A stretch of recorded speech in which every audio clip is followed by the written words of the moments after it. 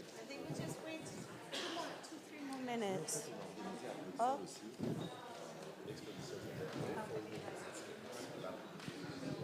C'est une exposition qui a une histoire aussi comme celle-ci.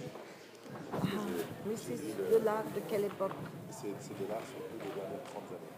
Ah, maintenant, contemporain. C'est tout à fait contemporain. C'est fait avec Pinchuk? Non, on en avait parlé avec Pinchuk, mais non, c'était quelque chose qui était fait avant, à la guerre, qui a été fait dans un monde. Et bon, quand la guerre a commencé, l'exposition s'est retrouvée parce qu'elle ne pouvait plus rentrer.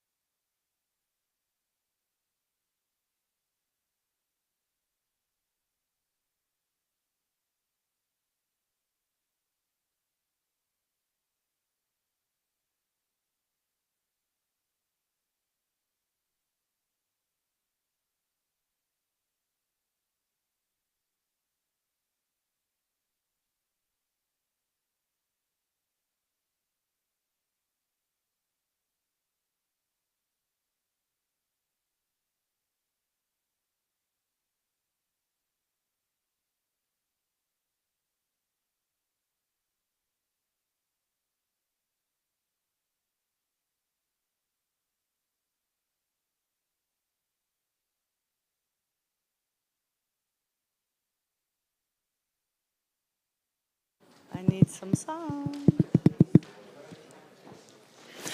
Okay, welcome everybody to the symposium. Of course, The Eye of the Storm is a phenomenal exhibition which I'm looking forward for you to see shortly afterwards. But it was decided to create a symposium specifically with all the experts that have been part of the curatorial body that have put together this exhibition. All of them are from Ukraine. And we were approached by the European Cultural Foundation, whose patron is Her Royal Highness Princess Laurent from the Netherlands. I knew I would make a mess of that. Sorry.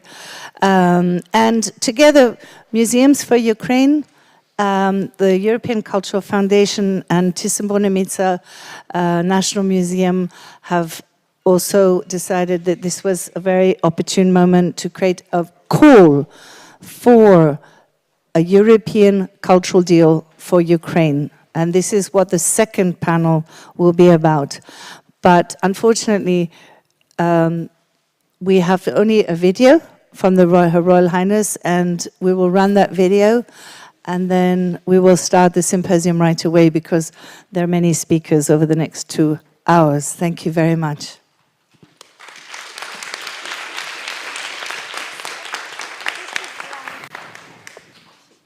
Esteemed friends, welcome to the exhibition In the Eye of the Storm, Modernism in Ukraine, 1900-1930s.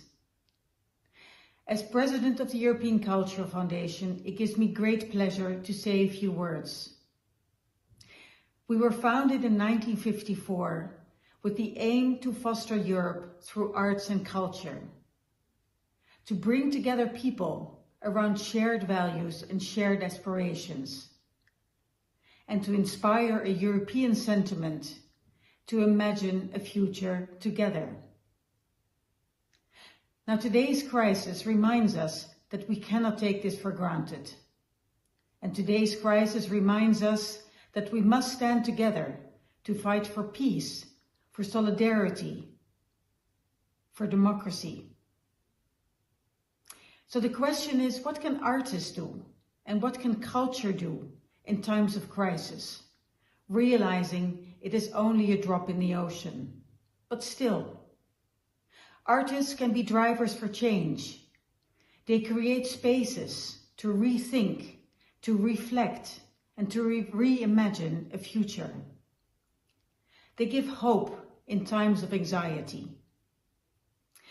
A few days after the beginning of the war in Ukraine, we created the Ukraine edition of the Culture of Solidarity Fund. And since then, we've supported over 100 projects.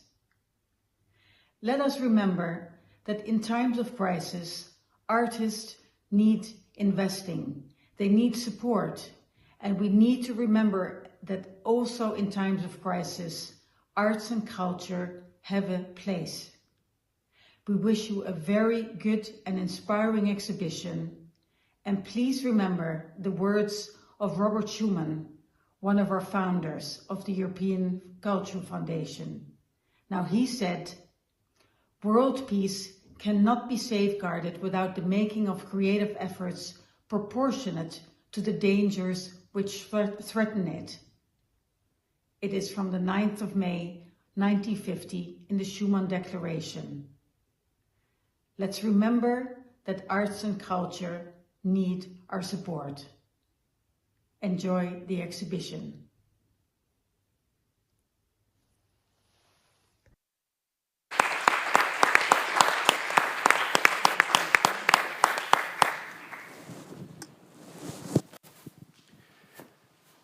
Bueno, voy a limitarme a presentar a las personas que participan en nuestro panel, en la mesa redonda.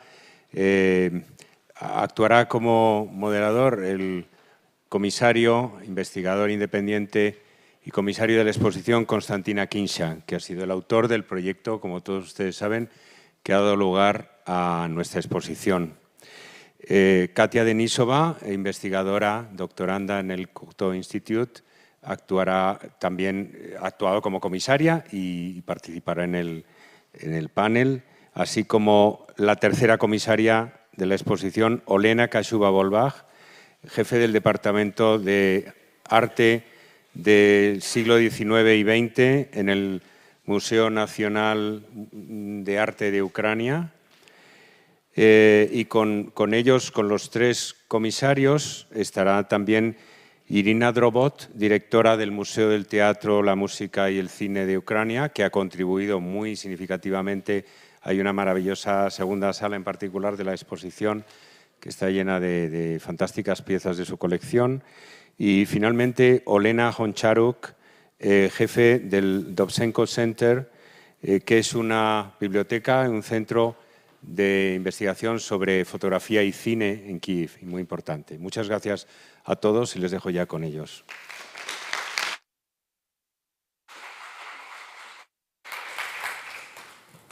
So I was honored to chair this panel, and my intention is to give you some real taste of what does it mean to run museums in Ukraine today, what does it mean to prepare exhibitions during the war, and I will start with our colleagues who did it, who were there, who were in Kiev, under the bombs and missiles.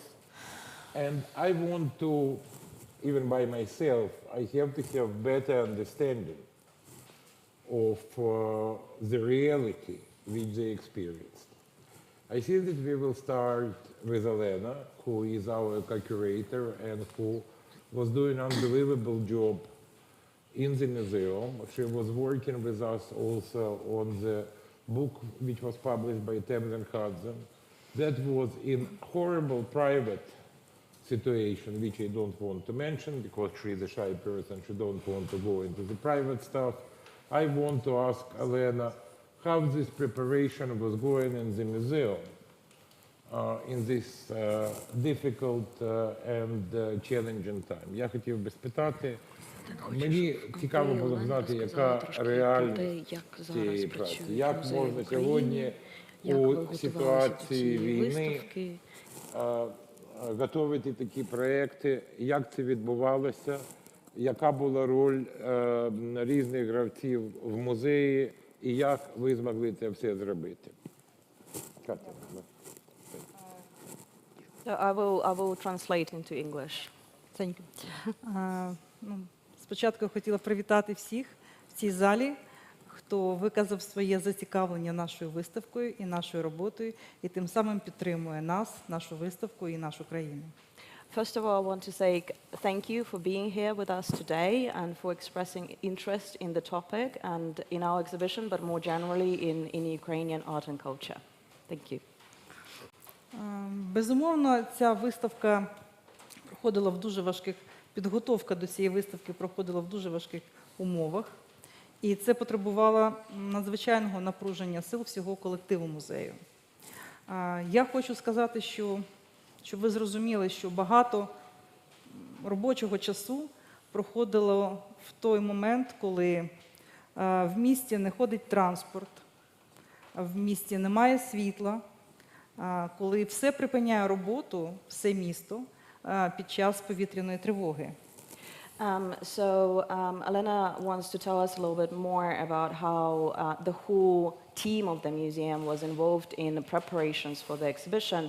And it was a collective effort from the museum. And you need to imagine that their work was happening at the time when there were power cuts in Kiev, so there was no electricity. Public transport was not running. And the whole of the city was pretty much on the standstill during the air raids. And these are the kind of conditions that the team had to work with and work through in order to prepare for this exhibition. Маленький штрих. Якщо людина їде на роботу на метро, і в цей час лунає повітряна тривога, і вона може, у нас були випадки, коли тривога була 5 годин. So just like to give you a bit of a taste, for example, if one of the colleagues from the museum is going to work and they're using public transport, they're using metro or subway, and the air raid begins, they're stuck because the transport stops running, and there were instances when the air raids were going on for like 5 hours. So it's impossible to plan your day and the day of the team because it's just kind of impossible to envision what will happen during the day. Тобто зупиняється транспорт, зупиняється метро, І метро стає захистком під час тривоги, і людина не може вийти з цього метро 5 годин. And so everything stops when the air raids are going off over the city. Everything stops. The metro is not running anymore, and actually the underground stations, the metro stations, they become shelters. So even if someone is not stuck in the wagon, they cannot get out of the station. They have to stay there for 1, 2, 3, 4 hours, however long the air raid siren is going on for. Це тільки одна маленька така замальовка, але їх таких побутових негараздів багато, і вони виникають кожен день, і кожен день різні. So this is just like a small example, but there are lots and lots of these daily details that people in Kyiv have to encounter and deal with. Але попри це, наші працівники намагалися добиратися до роботи або працювати дистанційно. Але regardless of all these conditions, the employees of the museums, they were either doing their best to get to the museum and work on site, or they were working remotely. Деякі працівники в таких випадках ночували в музеї. And some of the employees were actually staying overnight at the museums, and they slept at the museum. Щоб зранку не витрачати час на таку дорогу, яка може стати дуже несподіваною. So that they don't have to waste the time in the morning, and they can start first thing, and there are no they know what to expect, because otherwise there are many surprises during the day. Передусім це праця реставраторів, які готували картини до виставки. So first of all, we need to acknowledge the work of the restorers who were actually restoring works in order for them to come here to Madrid and to this exhibition. So some of the work that we will see in the exhibition, they're quite newly restored, and this was tremendous work of the restorers at the museum. Роботи працівників у фондах, які так само залучені безпосередньо до роботи з картинами. And as well as that, it's the work of the curators and the employees of the archive who were directly involved in the preparations for the exhibition. Мені було легше, я більше могла працювати дистанційно, тому що багато роботи з текстами, з підготовчими матеріалами. Я могла собі трошки більш такий вільний графік зробити і працювати дійсно дистанційно.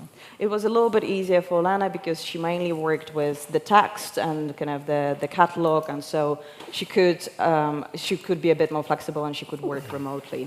Але ми всі намагалися бути на контакті один з одним, і такі горизонтальні комунікації дуже допомагали вчасно, інтенсивно працювати і завершити нашу підготовку вчасно, щоб роботи потрапили на цю виставку. But the whole team of the museum, they kind of collectively came together to make sure that all the preparations are done in time and everything is finished in time, and communication was obviously key in this moment, and communication was not always easy because there were such massive disruptions to everything, basically. I want to add one thing, because just to give you even more taste, when the war started, the first day of the war, and we discussed this with Elena and with Yulia, the director of the museum, the first bombs exploded. People from the museum who were, all the staff of the museum who was living relatively close to the building, which people who can reach the building, they immediately run there. And then, in the end, those people who remained in the museum basically spent there nearly 2 months. They lived in the museum cellar because they could not leave it, because it was no transport, it was a very difficult situation, etc. So they spent, it's solely women basically, sitting in this cellar, basically barricaded and protecting the museum treasures.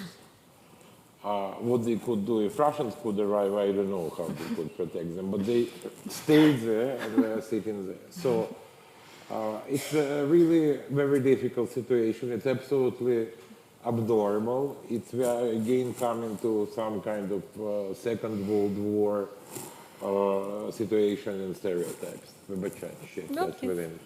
Чи ти робила? Next question I want to ask Irina, because she is director of extremely interesting museum. I think that it's one of the best museums in Kyiv. Unfortunately, I think that it's attracting more attention abroad than at home. It's a museum of theater, cinema, and musical arts, with unbelievable collections. Of course, here you can see part of collection which is connected to the Ukrainian avant-garde theater, but this museum is covering many other fields from, I don't know, Ukrainian folk kind of puppet theater, verteps, and everything else. It's a gem of Kyiv museums. But unfortunately, for many, many years, they cannot receive the status of the National Museum. So it's still counted as the city museum, when long time ago it had to become National Museum. And я хотів би спитати пані Ірини, я вже сказав, що ви представник одного з найцікавіших музеїв в Києві, розповів трошки про вашу колекцію, що у вас не тільки є авангард там, і сказав про проблему, що багато років ви залишаєтеся міським музеєм у той час, коли ви кваліфіковані бути музеєм національним. Розкажіть, як ви готувалися і як живе ваш музей зараз, під час війни? Дякую. Доброго вечора, шановні пані і панове. Я щиро хочу подякувати організаторам, пані Франческу, пані директору Константині Акінші і нашим українським співавторам, організаторам за цю чудову виставку, проєкт. Хочу сказати, що за 10 Я перекладу. так, добре. Pani Irina is grateful to everyone for being here tonight, but she's also extremely grateful to everyone who was involved in the project, Francesca and Guillermo, Marta, and the curatorial team. Я кажу це до того, що майже 10 місяців війни, і за цей весь час якось звикаєш до того, що ти живеш у таких обставинах. Але наш український народ, наш український дух, ми не тільки живемо, ми працюємо, ми будуємо, ми співпрацюємо і приймаємо участь у таких великих, потрібних сьогодні, як і вашій країні, так і нашій країні, проєктах. І Irina was saying that obviously they have to work in extremely difficult circumstances, and this is something that through 10 months of the war, actually people in Ukraine got used to, but at the same time, it's not just getting used to, but you get used to it to the point that you just work through it. Like it's becoming your daily reality, but you carry on with working on very important projects, and this is something that people in Ukraine are kind of remarkable about, because everyone just carries on with their work and with doing important projects like this one and collaborating on the international level. Так, я вчора гуляла вечірнім Мадридом, і, знаєте, щось таке в душі перевернулося. Отже, можуть люди в 21 столітті жити світло, вода, так гарно, так весело, взагалі, начебто приїжджаєш в інший куточок. І потім ти знаєш, що тобі треба повертатися і знову повертатися в ту ситуацію, яка зараз на нас накладена. Пані Олена сказала, ми можемо про це говорити довго, але я думаю, що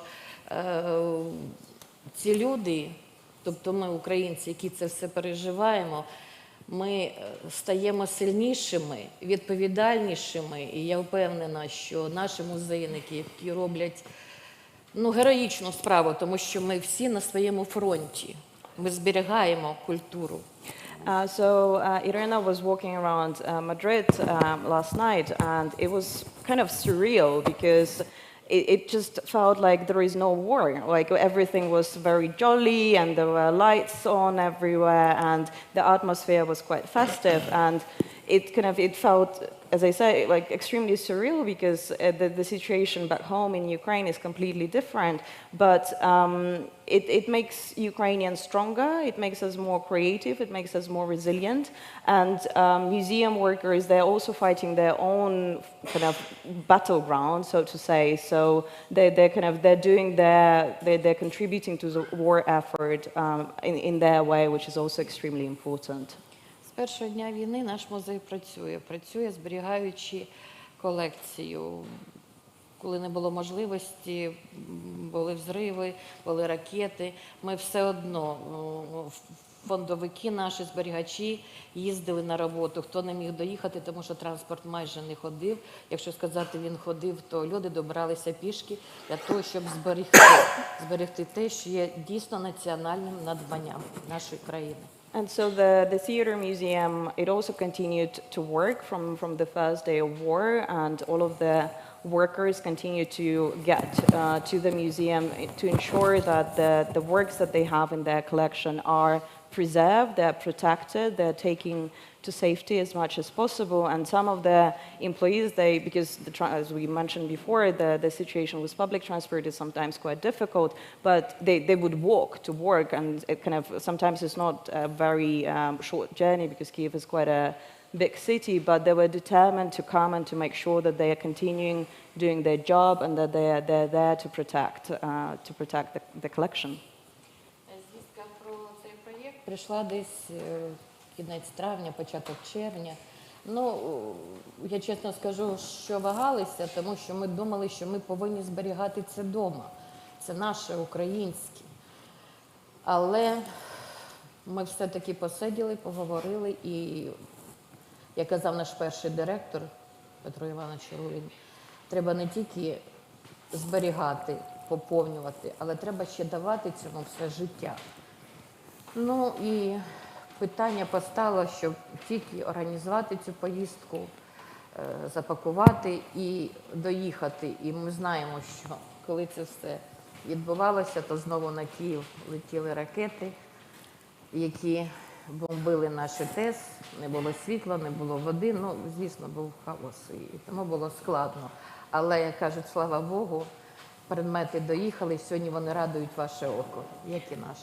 So when the museum was approached to participate and to collaborate on this project, Pani Irina has to be honest that they hesitated for some time because they thought that their job was to preserve and to protect the works. And so they kind of saw that there is a risk with taking them out of the country and kind of shipping them through the territory of the country that was in war.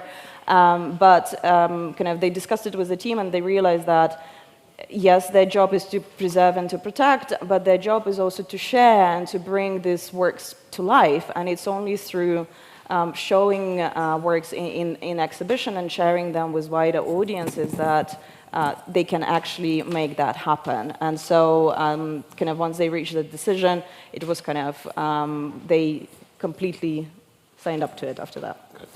Yes. We don't have too much time left. And before Katya will tell us about our work and preparation of this exhibition, I want to make very short comment. Because the next panel will be dedicated to the cultural deal for Ukraine. And this deal is really needed. Because I think that this war is changing the equation. And even people inside the country can see that we need massive reforms in different fields, including cultural field, including museum field, and basically the war demonstrated not only strengths, but demonstrated serious shortcomings, like the absence of united digital catalogue of the holding of Ukrainian museums, which we were talking about for years and years and years, but which never was realized. There are questions with equipment of museums. There are questions with training of museum personnel, which could be provided through European Union help by different European countries. So there are massive needs. And I hope that this heroic conduct of Ukrainian museum officials will be noticed.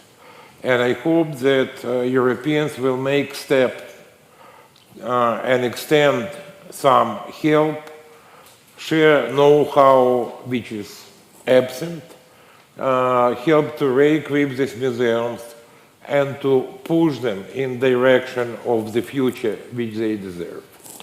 Now Katya will tell a few words about how we were working on this exhibition, because in reality it started in a very strange way, because we met in Venice. I was asked by Katya's advisor to give her some direction with her PhD thesis.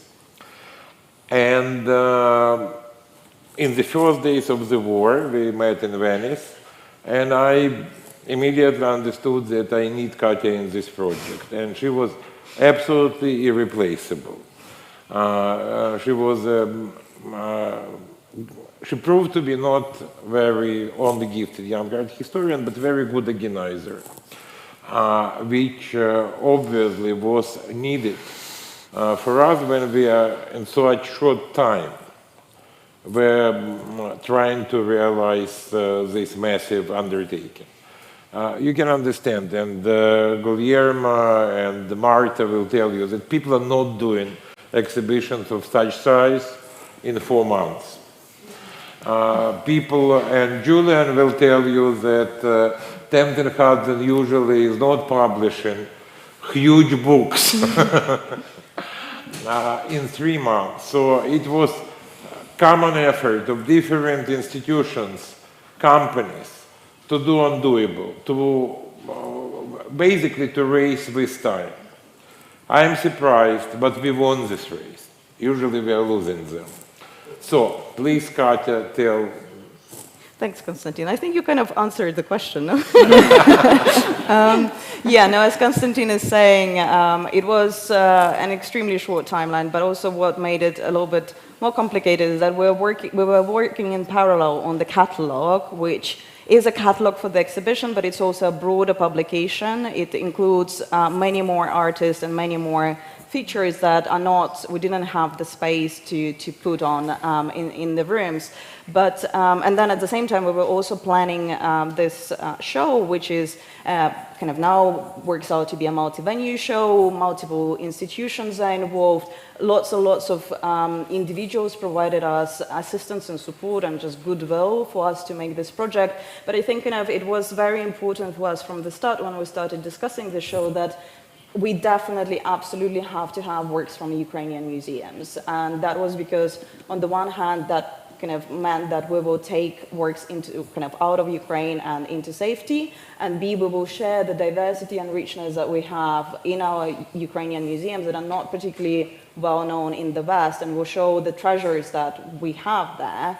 And so that kind of was another very important aspect, and we're super, super happy that we actually managed to do that, to achieve that.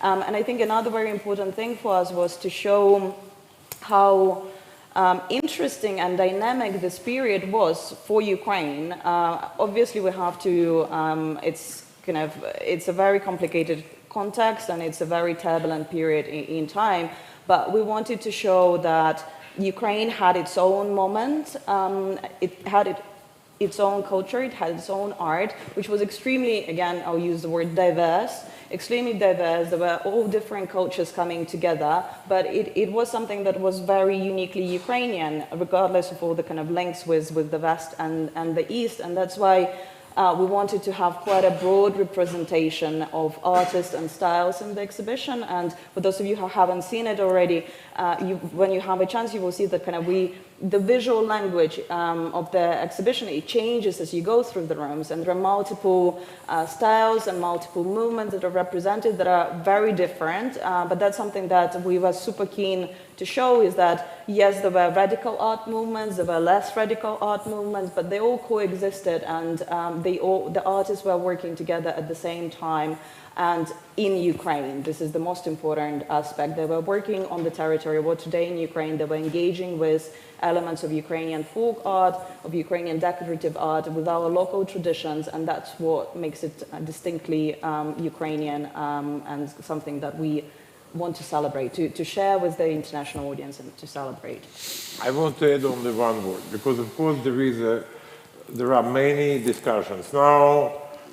What is Ukrainian art, what is not Ukrainian art. We are not appropriating artists who were not part of Ukrainian school. We are, in the same time, of course, we are including in this narrative of Ukrainian modernism artists who spent even some time in Ukraine but left imprint on Ukrainian cultural landscape. Like, for example, this classical example of Kazimir Malevich. Yeah, so 7 cities claimed Homer dead. Of course, Malevich is an ethnic Pole. Malevich spent a lot of his creative life in Russia. But for Ukraine, he is extremely important, not only because he was born and spent his childhood in Kiev and near Kiev, but later in his life, when the situation in Russia became already frozen, he was invited to Kiev. He came to teach in the Kiev Art Institute, and he got his refuge, respect, possibility to work, possibility to publish, and of course, influence a myriad of young artists, because of course he was very important, and that's his place in the history of Ukrainian art. And also his last public exhibition happened in Kiev, which is also a very important aspect.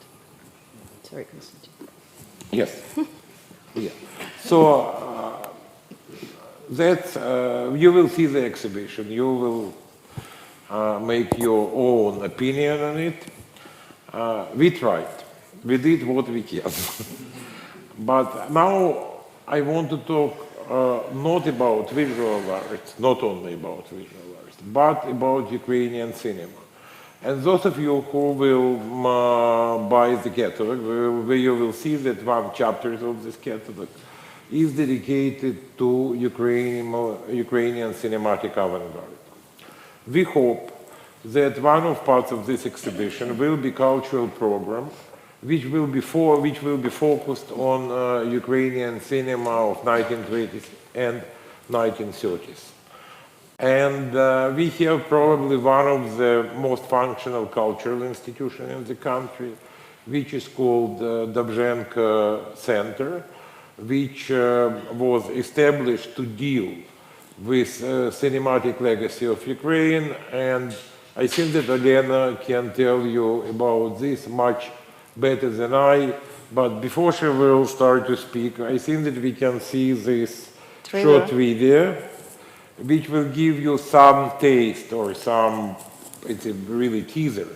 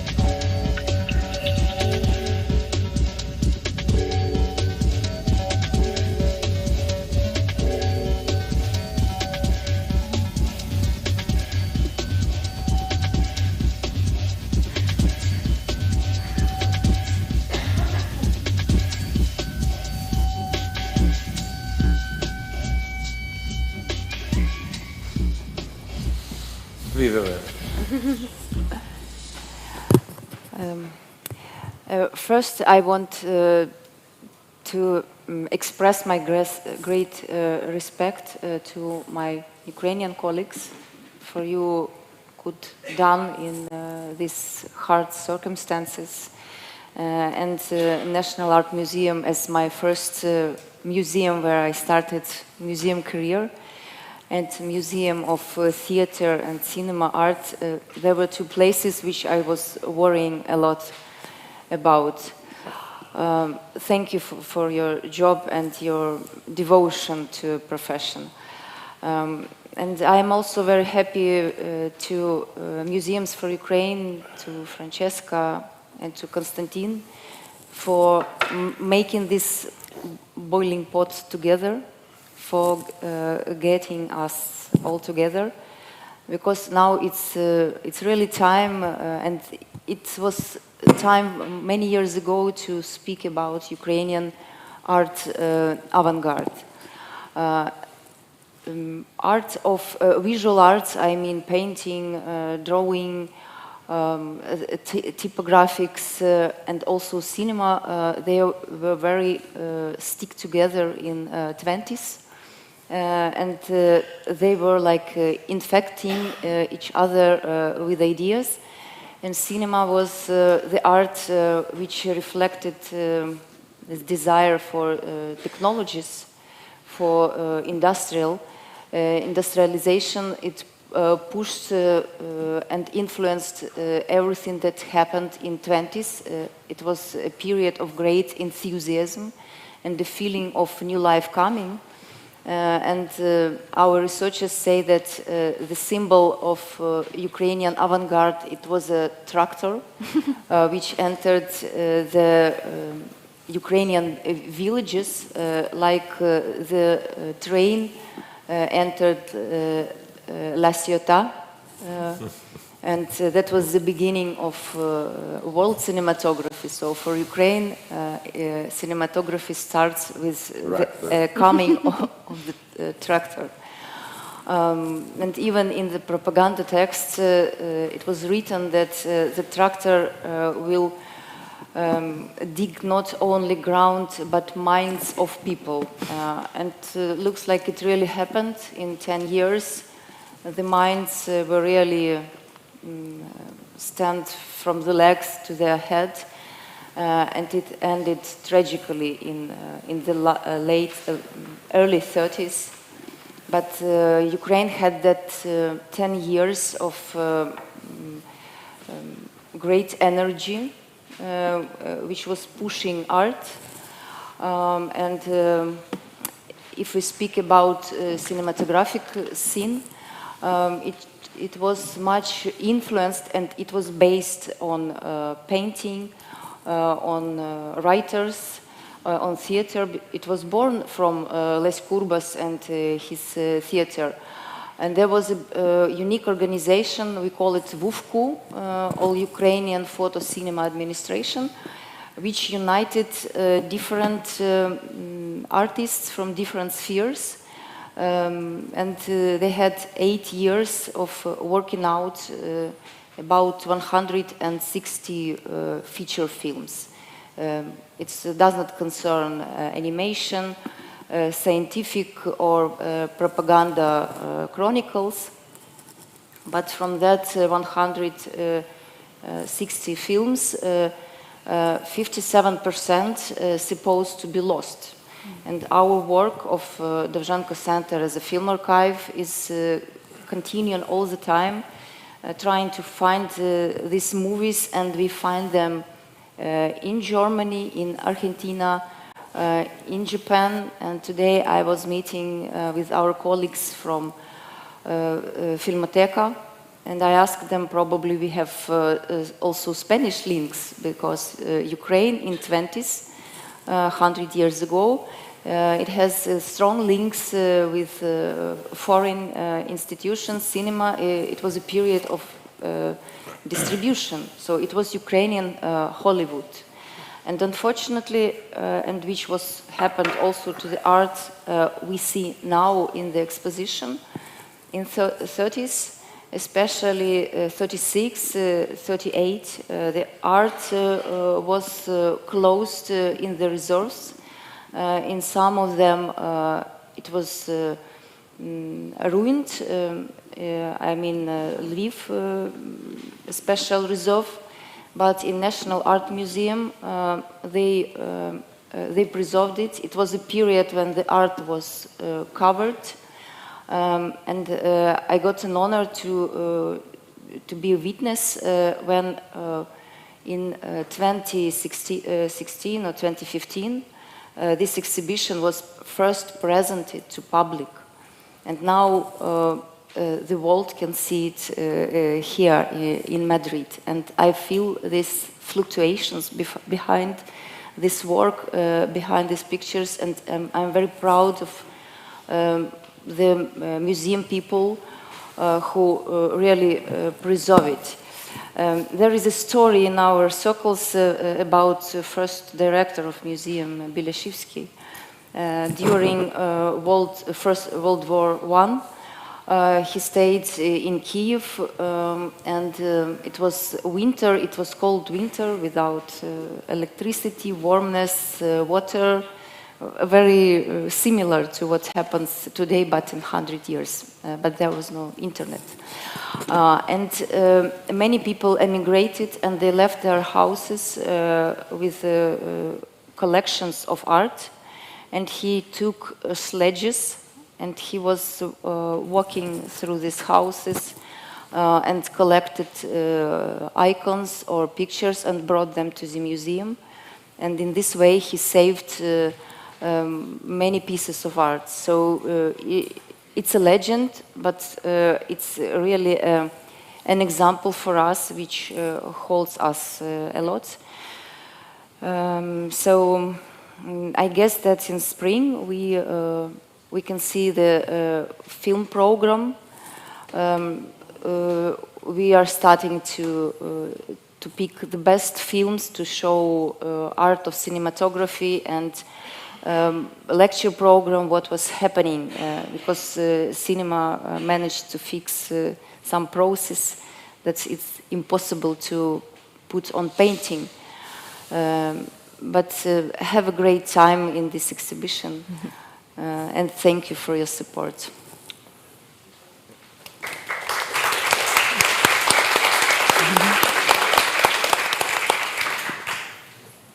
I have 10 minutes. Yeah, so basically wrapping up this panel, we don't need even 10 minutes. I think that we can wrap it much faster. And representing curatorial group which is sitting here, I want to do what other people did, and I had no chance to do yet. First, I have to express my gratitude to Francesca, because this project happened in a sense because we knew each other. And it was very interesting because when war started, Francesca contacted me and we started to think what to do, which gave the beginning to the WhatsApp group, Museums for Ukraine, which now has more than 100 active users. But in that moment, it was like 5 people or 4 people when we were starting these conversations. And one of the things which I discussed with Francesca is possibility to do this exhibition. I wanted to do this exhibition for a very long time. And I have to say that all the time it was connected with some political upheavals. Because in 2016, this exhibition had to go to Hungary and to be shown in the Ludwig Museum in Budapest. And it was a grand plan, because we wanted to have 2 floors. One floor with contemporary art and one floor with modern art. And it's a beautiful space, everything was decided. And literally 2 months before the exhibition, it was a clash between Ukrainians and Orban government, or actually Orban decided to use his disagreement with Ukrainians as a card during his election campaign, and Hungarians froze any financial operations, governmental financial operation with Ukraine, including insurance for our exhibition. So it was practically the end. We took the contemporary art exhibition, which was very successful. We did not have one Hungarian official at the opening, but we had ambassador of United States, United Kingdom, France, Germany, etc. Like NATO minus Hungary, I can say. that we did. Okay, I decided that if it did not work in Hungary, maybe our German friends will be receptive. And in that moment, I offered this exhibition to one German museum, but not Cologne, another one, which I will not name. We came to the director of this museum, we sent all materials, and she told us, without blinking, that it's very good, it's extremely interesting, but she will not do this exhibition. For that simple reason that it will offend her Russian partners. And Russian partners will be not happy, and it will damage her relations with Russia. So that was another manifestation. So the third time, third try, which we did during the war, finally worked. And I'm very grateful to Francesca. I'm expressing her my gratitude and admiration, because it's, this undertaking really demanded a lot of effort and a lot of energy. But then I want to express my endless gratitude to Guillermo, to Marta. Working with them was absolute pleasure. Katya already mentioned this already, but I want to talk not only about them. I want to talk about all people in the museum, and especially about museum workers who were helping us to hand this exhibition. It was an unbelievable manifestation of professionalism. And they were so creative that in few cases they gave us the idea how to exhibit paintings. So, thank you very much. Thank you, Francesca. Thank you, Guillermo. Thank you, Marta. We are very happy that this dream, which looked absolutely insane in April, it was absolutely unreal idea that we can take this exhibition. When I started to talk with Elena, when we started to talk on this book, it was at the best unrealistic. When we had the first exchange with Sophie Thompson about this book, it was not fully realistic either.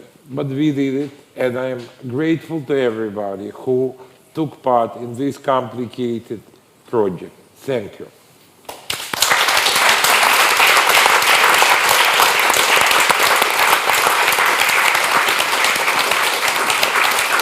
Питання? Yeah. Huh? I think we want to do some questions if there are any. Questions? noted. Yeah. Any questions? Francesca, please. Sorry. And I look at the years 1900 to 1930, that's a very short period of time. And my understanding from the Dozhenko Institute, from the National Museum of Ukraine, from the National Theatre Museum and Theatre and Music, is that you have huge holdings. And these are only the ones that were rescued during the Stalinist campaign of annihilation of this movement. How can you describe the incredible output of these artists at that time? And second, how many of them worked in different disciplines? Because I've been seeing theater sets by Müller. There are so many crossovers. Did a lot of that take place? So please describe actually a little bit, give us a glimpse at how this world of avant-garde manifested itself in Ukraine. Yeah. Thank you, Francesca. Yes, it was an extremely vibrant period, and as Olena mentioned, it was a period when artists, writers, theater directors, cinema directors, they were all working together, and they were influencing each other and kind of stimulating the development of art during this time. And there were obviously there was quite a lot of movement through Ukraine as well. So artists would work. So Meller, for example, he started working in Kiev, then he moved with Kurbas to Kharkiv.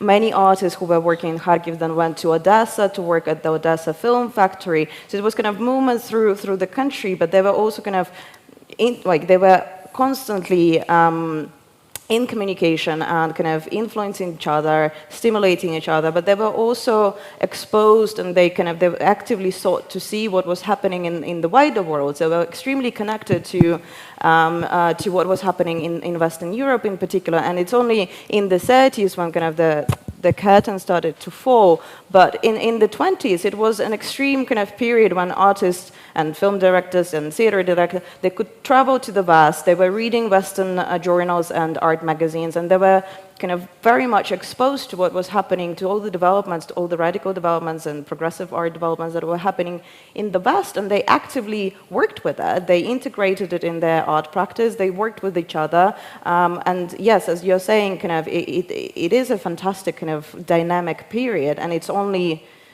to be honest, I think in our exhibition we're only talking about 20 years. So we have works from 1910s until I think the last work that we have in the show is from 1928. So it's extremely short. It's like nothing compared in the grand scheme of things. I just want to add one word, because it was, of course, two-side street. Because, for example, some Western important Western cultural figures were working in Ukraine, and Elena knows this better than I. When Piscator came to the Odessa Film Studio, when Lotte Lenya came to Odessa Film Studio, unfortunately, as I understood, this film did not survive, as unfortunately did not survive film sets, which was a Dix who did them? I don't remember now, but one of the important German expressionists. So, on the other hand, what Francesca has noticed, we have this kind of very liquid borders of techniques and genres. So a painter could do theater designs, or graphic design, or, for example, Dobzhenko, who is the most important, probably, Ukrainian film director of this period, in the same time was producing film poster as an artist. So they are really jumping, they are really changing roles constantly, which is very interesting. This liquidity of genres is very interesting characteristic of the period.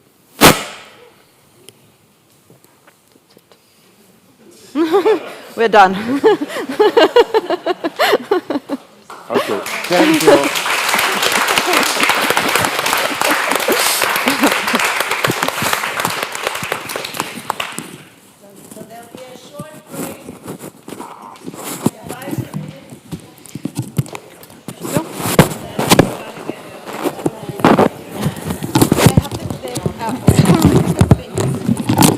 Дякуємо.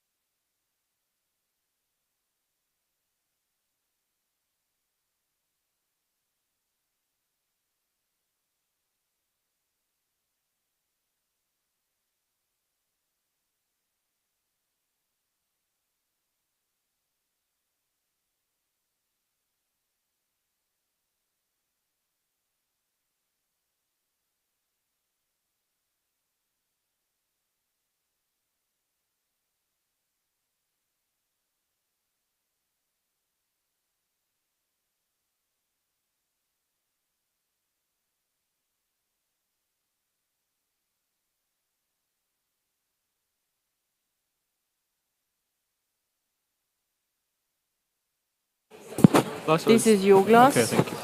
It is not working. In fact, yeah, now it's Hello? working. Yeah, now I think yes. I think it's working Hello, now. hello. Right? No. So Well, it depends, no? I The thing is that I still find the mic.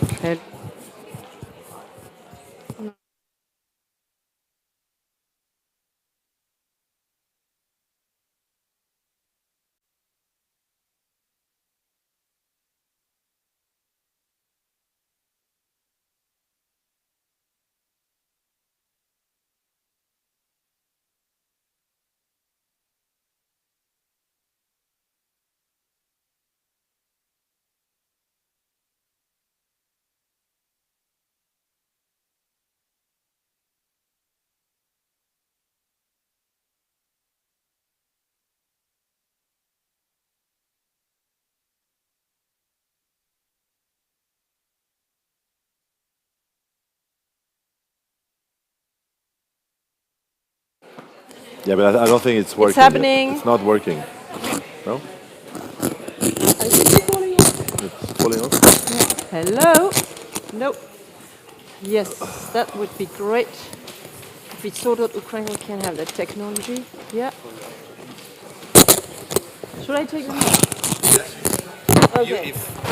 Sorry, we take them off.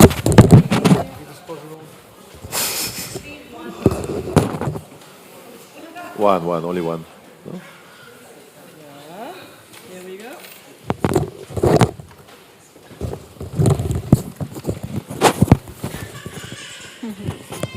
That's nice.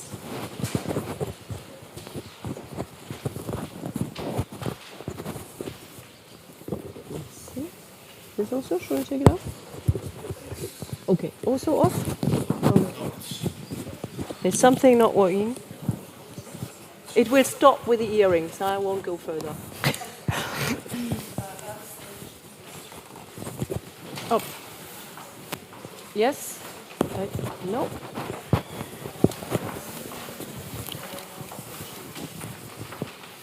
Sorry. But if not, you can hold the microphone. Yeah, if not, I hold the mic. Yes, I she think can it's hold the actually microphone. nice. I like the mic. ¿No? You know, I Si can no, do mira, with the mic. ella, sí, a ella le deja su micrófono y entonces, Ok. et au fait, tu peux te lever alors. Alors c'est plus simple pour se lever. Ouais, bah ouais, maintenant oui. Maintenant ça marche. Yes. Welcome, everyone. Please, those who are in the back, it's much nicer if you stand in the front and we feel much more of a community. If it's possible to move a bit forward, some of you, that would be lovely. Welcome to this second panel, which is a policy panel that I have the pleasure to moderate. I'm Isabel Schwarz from the European Culture Foundation in Amsterdam. Some of you who were there earlier have seen our president, Princess Laurentien of the Netherlands. And we have the great delight, pleasure, and honor to partner in the organization of this afternoon with Francesca Thyssen-Bornemisza and the National Thyssen-Bornemisza Museum. It's wonderful to be here. I said to Francesca on one of the Zooms, it has been since always one of my favorite museums ever, and I never thought I would ever be here moderating a panel, so great opportunity. This panel is, as I mentioned, it's a policy panel, and it will focus essentially on two things. One is looking at cultural emergency needs and cultural emergency responses, both from the local, public, private, philanthropic side and from the side of the European institutions. And it will also look already at recovery. So for some of you, it might look really incredibly, difficult in these times of loss, of pain, of death, and of darkness, to imagine more light and a better future. But actually, some around this table, or this round table, are working exactly on this, on the creation of the future and involving exactly these kind of active, dynamic voices we have heard earlier, artists, urbanists, engineers, philosophers, academics, in that imaginary process. So I would like this panel also to be the one of the opening of a different perspective and a European perspective. So it's also a European panel. So to discuss this, the now and the future, I have a wonderful panel with me, and I will start with Catherine. Catherine Magnan, who is the deputy to the director and the head of culture policy at the Directorate for Education and Culture of the European Commission. Then I have Alexander Shevchenko. Alexander, who made the impossible possible, who had been a more than 2 days travel to come here in extremely difficult situations and difficult conditions. So wonderful to have you here from Kyiv, and who will speak to us about the project Restart Ukraine. Then on my right, Jana Barinova. Jana is from Kyiv originally.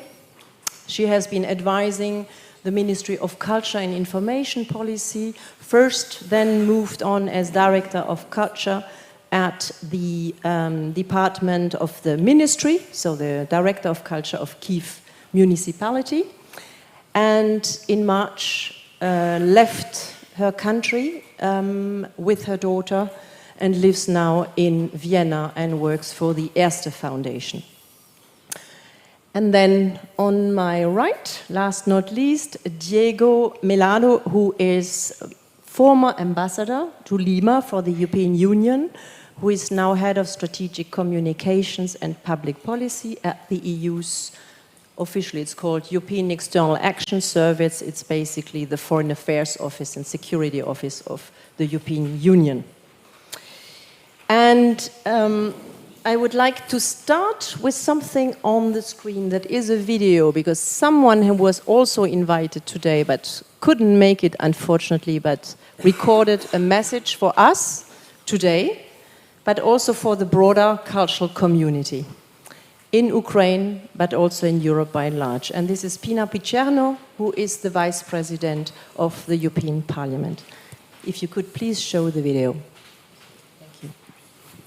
Buonasera, voglio innanzitutto ringraziare Francesca Thyssen-Bornemisza e tutti i gentili ospiti presenti. Sono davvero molto lieta e anche onorata di poter contribuire a questo panel, che è un'occasione importante per discutere della situazione in Ucraina, dell'importanza della cultura e del ruolo vitale della solidarietà europea. Devastazione, miseria, morte sono le conseguenze dell'attuale guerra in Ucraina. Dopo 9 mesi di guerra la violenza sembra davvero non fermarsi, e insieme alla tragica perdita di vite umane, all'inestimabile distruzione di siti culturali, questo conflitto minaccia direttamente la cultura ucraina. E noi dobbiamo proteggere e salvaguardare lo spazio culturale, gli artisti e anche la creatività ucraini. Tuttavia la cultura non è soltanto qualcosa da proteggere, la cultura rimane anche una inestimabile forza trasformatrice e da sempre svolge un ruolo cruciale per mobilitare idee e anche per dare speranza. Resistere alla guerra di Putin significa anche promuovere la cultura ucraina e riaffermare i valori europei.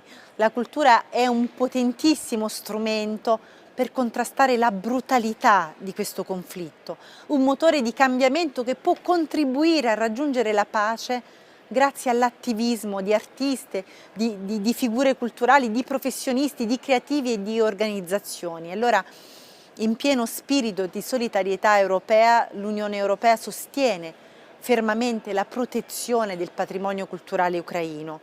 E però dobbiamo fare di più, dobbiamo cooperare di più con l'UNESCO, con le organizzazioni locali ed europee e coniugare gli sforzi europei e nazionali. Dobbiamo promuovere la cultura per avvicinare le comunità, dobbiamo rafforzare la nostra resilienza e dare forma ad un futuro europeo migliore basato su valori condivisi e su una maggiore solidarietà. Grazie.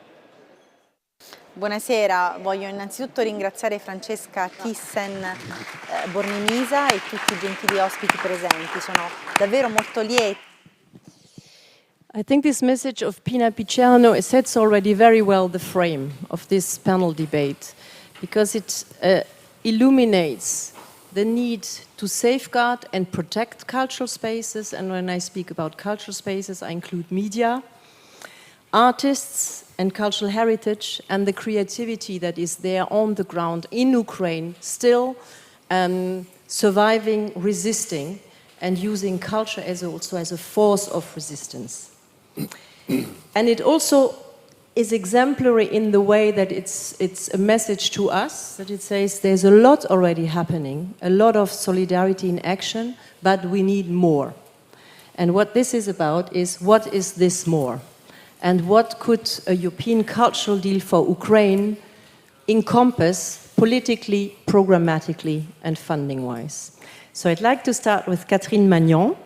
From the European Commission's perspective, I mean, you have been very, very active right at the start of war in Ukraine in activating within the Commission all kinds of programs, funding initiatives, and also thinking about emergency needs and how Europe can respond.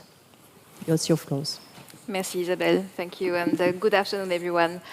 I'd like to start by expressing my gratitude to Francesca Thyssen-Bornemisza for making this happen, this historical exhibit, and also to the museum, of course the museum, the National Museum Thyssen-Bornemisza, very important to mention them as well. Yeah, I mean, indeed, I work for the European Commission, it's the executive, branch of the EU, and I think I can say that I'm proud of what we've been doing for Ukraine so far. I'd like to start with a quote, and a quote from the President von der Leyen of the European Commission. That comes from a speech she pronounced just a few days ago, and I think it summarizes well, where we stand on the war. And she said, "We know our Ukrainian friends will overcome this tragedy because they are strong and because their cause is just. And we, as EU, stand by them as long as it takes." So that's a very, very strong commitment from the side of the EU. And what have we done? Well, I think the first thing I'd like to recall is the fact that in 2 weeks, I mean, the war took us all by surprise, right? Nobody could believe it was happening.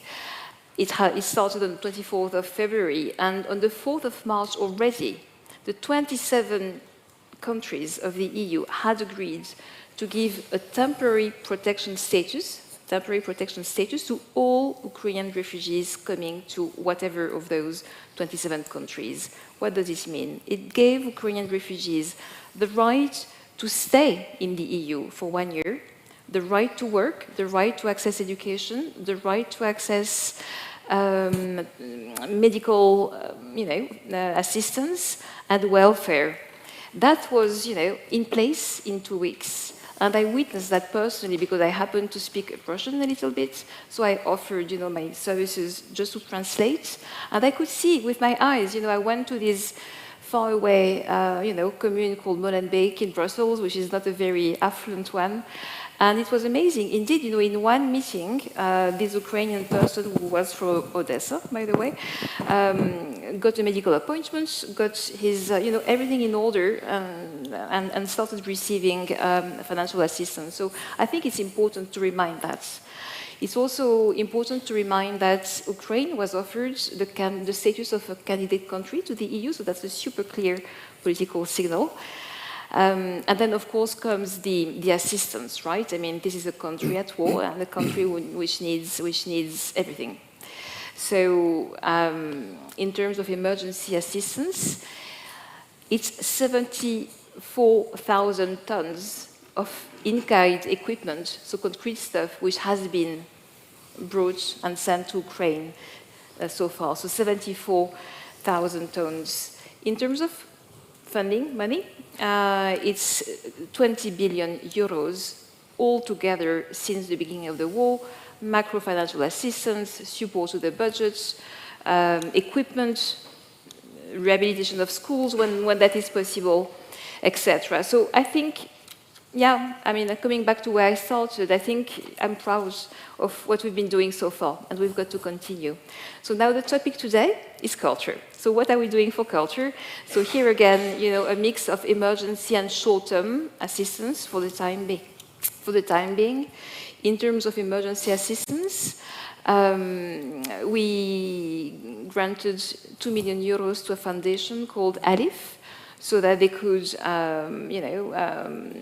send wrapping, bubble paper, and all sorts of equipment to just protect paintings, help the Ukrainian cultural professionals protect the buildings and what was to be protected.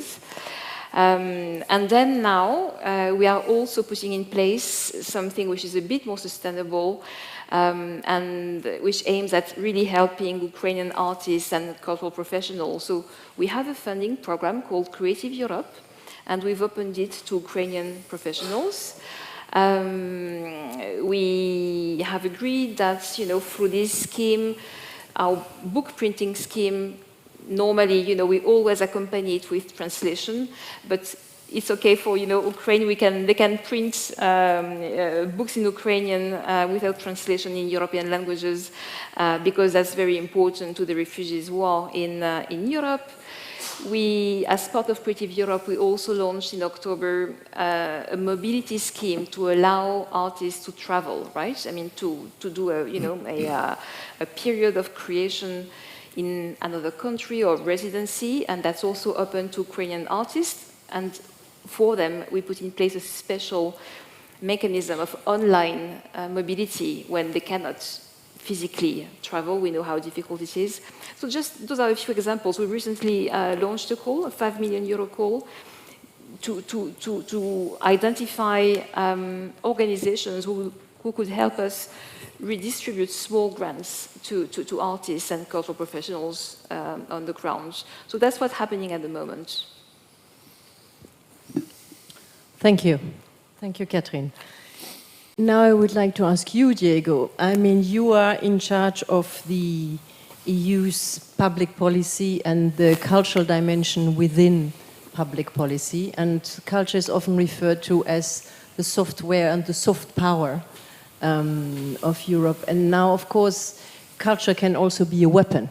I mean, in this case, we mentioned, a form of a force of transformation, but also a weapon. And I would be interested to hear from you what's your thinking now in the political strategic sphere that you are working on. How do you see culture having a very particular role now, but also in the future on your political strategic envisioning of the future? And then also recalling that in 2017, the ministers actually called for a more integrated, coherent, and step-by-step approach of international cultural relations. So how does this unfold now regarding Ukraine? Right.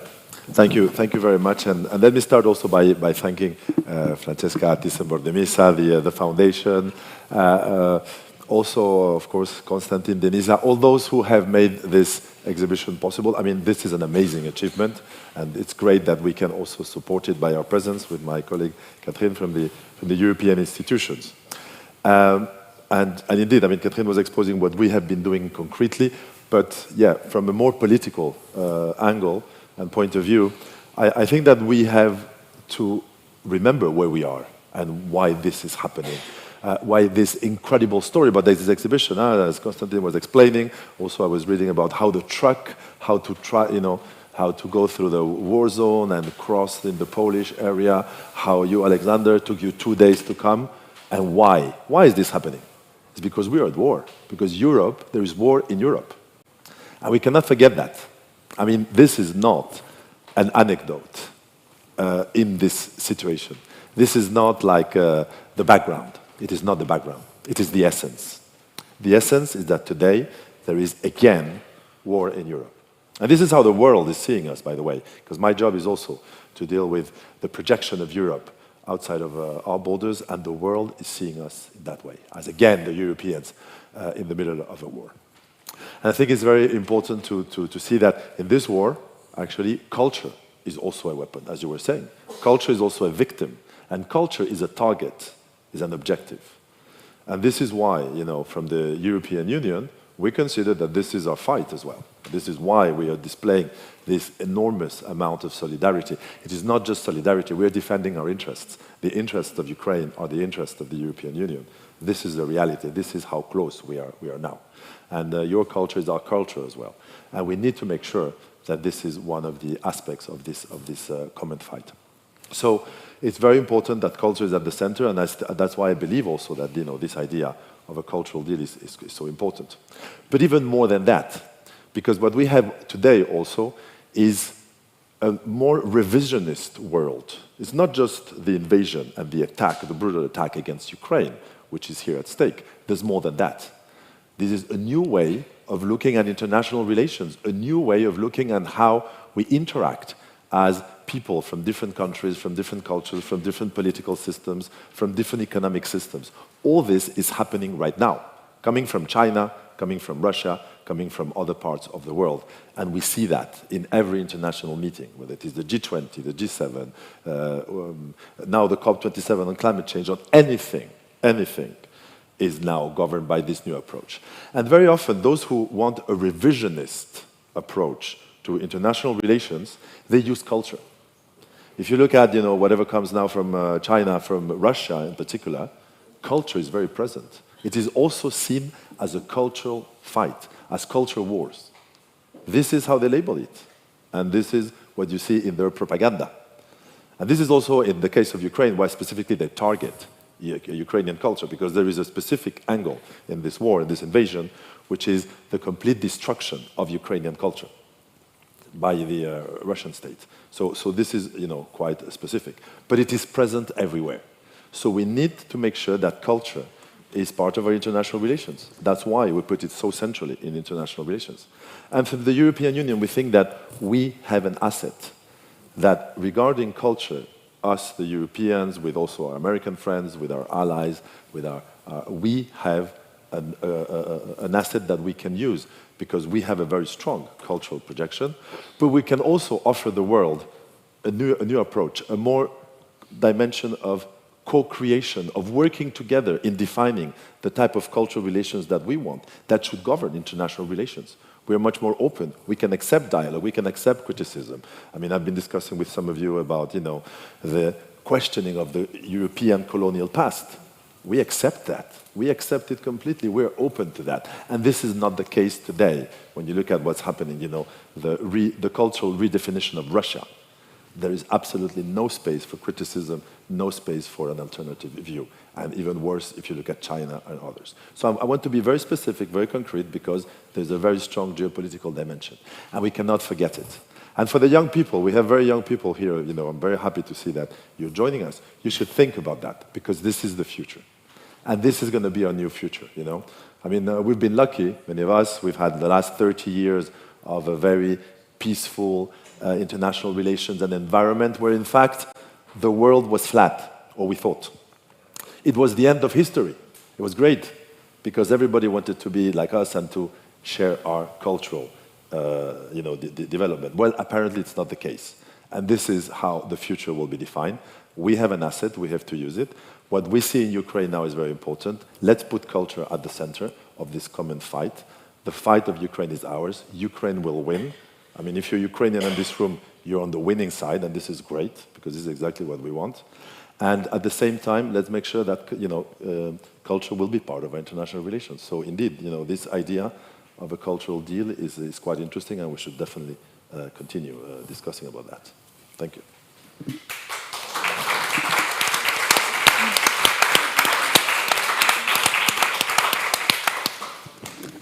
I'm glad to hear this, that you have also this aspiration to put culture at the center. And in the second round where we'll go, then how will we substantiate this concretely then politically for the deal? Now to you, Jana. I mean, you are making already the bridge, like many others of your generation, also to having one foot in Ukraine, and your heart certainly in Ukraine, but living now outside and have an external view also of this. You have also been able to identify the numerous needs that there are on the ground, on the grassroots level, both in terms of emergency, midterm, but also long-term needs. And here we have different partners. We have donors, we have international donors, European donors, we have municipalities also, who are very important players, foundations. How would you assess the situation now? What is really, from your perspective, having worked on the ground also, where is the greatest need of help, of assistance, and of investment? Because I think that's also important to underline. It's not just about assistance. Thank you. Do you hear me well? Does it work? I do, No. but I'm here. Do you hear me well? No. Yes, now. So also I want to thank Francesca for organizing this event. Thank you very much. I think that it is very much about capacity building and about people who are capable to implement reforms, about people who are capable to deliver these results. What we launched with the Erste Foundation, what I initiated, it's project, we call it Policy Labs, and some people from this room will join us in few days in Vienna. So it's about community of professionals with different optics, policy makers, decision makers, different stakeholders, cultural workers. They should come together and via fruitful discussion and dialogue to negotiate the solution. The biggest problem, according to my view, lies on the legislative sphere. We have many gaps in law that should be harmonized, that should be synchronized with European Union standards, and we will be forced to do this, especially having this European Union candidate status. So it's about a group of people who will in the end to work on this. So I would call European foundations and European institutions to launch probably programs to train, to mentor, to coach Ukrainian professionals, both from government sector and from independent sector, to join our efforts and to learn, let's say, best practices and synthesize this experience and then to elaborate our unique approach, because in the end responsibility lies on our shoulders to bring Ukraine to this result. And the Policy Lab, it's one of examples how we want to train people and to create a community of committed people. And also what is very much needed is pan-European cultural agenda for Ukraine, where we prioritize what is needed, and any European and international foundation, they need evidence-based information. So it's not enough to send a wish list of what is needed. European foundations, international foundations, they need sense of belonging to the process, how you identify these needs, how you prioritize this. So it takes time. So as soon as possible, it would be good to launch this process of, let's say, joint exploration, what is really needed right now. And we even now, I witness total mess with financial support to Ukraine, and it will be even worse. So many NGOs, many international foundations, so they try to match with each other. So what I feel that some new powerful institutions should appear to boost this process. I witness great Ukrainian institutions are fighting for their existence. So we do need support, but this should be very carefully planned. Together with Ukrainian experts, it should be from bottom up. It won't work if some great experts will elaborate something and then grant it. We should sit together, we should organize brainstorm sessions, we should map urgent needs, and then we should design long-term This is extremely important. It can 3-5 years program or new foundation. I like very much example of European Fund for Balkan countries, for example, that was established by Erste Foundation and Boch Foundation and other European foundations. So they understood that they need an instrument to implement all their projects, because their in-house project managers, they can't embrace this enormous scope of work. And this is how European Fund for Balkan countries appeared. And I think it's great examples. They launch internships for government servants. They launch fellowships for journalists, for the independent media. So many things could be done, and strong European stakeholders, foundations should come together and to consolidate their efforts and to negotiate the optimal solution. So this would be my vision and my advice, and of course people is the main asset. Who will in the end rebuild Ukraine? I witness so many rebuild approaches, reconstruct approaches, renew approaches, but people in the end decide everything. So I would invest in people and their capacity to deliver. So basically investing in infrastructure. Thank you. So we had the rebuild, relaunch, reconstruct, and now we have restart Ukraine. Alexander, you are doing exactly that, what we saw earlier, which was fascinating from 19 to 1930s. This very vibrant artistic scene which brought together these very different disciplines together. And that's exactly what you are doing too. And not only disciplines from the arts, but from the academia, from urbanism, architecture, in reimagining urban and rural cultural spaces. And I think that's very important, because very often we focus on the cities, and cities are extremely, extremely important, but it's not just about cities. So Alexander, I think you have prepared some slides for us and want to introduce to us Restart Ukraine and how you work in this interdisciplinary manner, and also in terms of the quality standards that you set for the future, which is really interesting, this transformation by not rebuilding the same thing back, but restarting differently. Alexander. Okay. Sí, buenas tardes todos y todas. Estoy muy feliz de estar aquí en España otra vez. Y muchas gracias para todos que ayudaron a estar aquí. So I will switch to English, and the slides over here, and I will have them also on my phone. I thought he was going to speak Spanish. Thanks. Yeah, also. So, right, I'm Ukrainian urban planner, and I was working as a leader of private consultancy before the war has started. So my relation to art and culture is that I can apply for Creative Europe.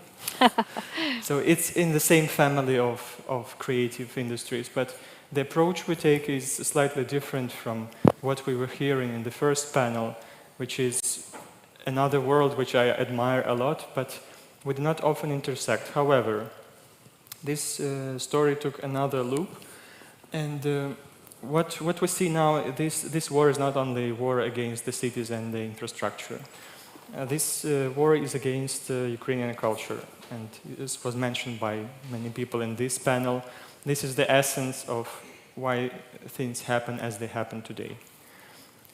Right? And within this paradigm, it is much more clear for me how to rebuild future Ukrainian cities if I would. And protecting culture is not only in the museums. So yeah, you can put a vest on every picture, every piece of art. However, it goes beyond. And it is important from our perspective to overlay this culture protection with the spatial dimension of what is going on in Ukraine. Because really, it's not only in the museums, the culture goes beyond. The culture is in the air currently in Ukrainian cities. And we talk here about the memory, we talk here about the social recovery, which is very much adjacent to the concept of culture in general. So what we're doing in our NGO, in our project called Restart Ukraine, we suggest we go beyond sectors. We suggest we go beyond environmental cluster, environmental silos, economic infrastructure, culture.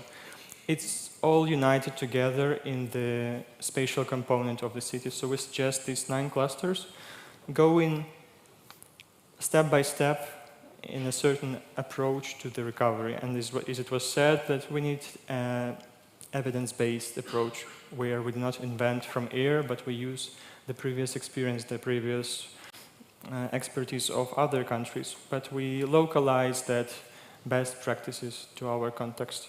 And we keep it not only as a post-war, but future-oriented approach.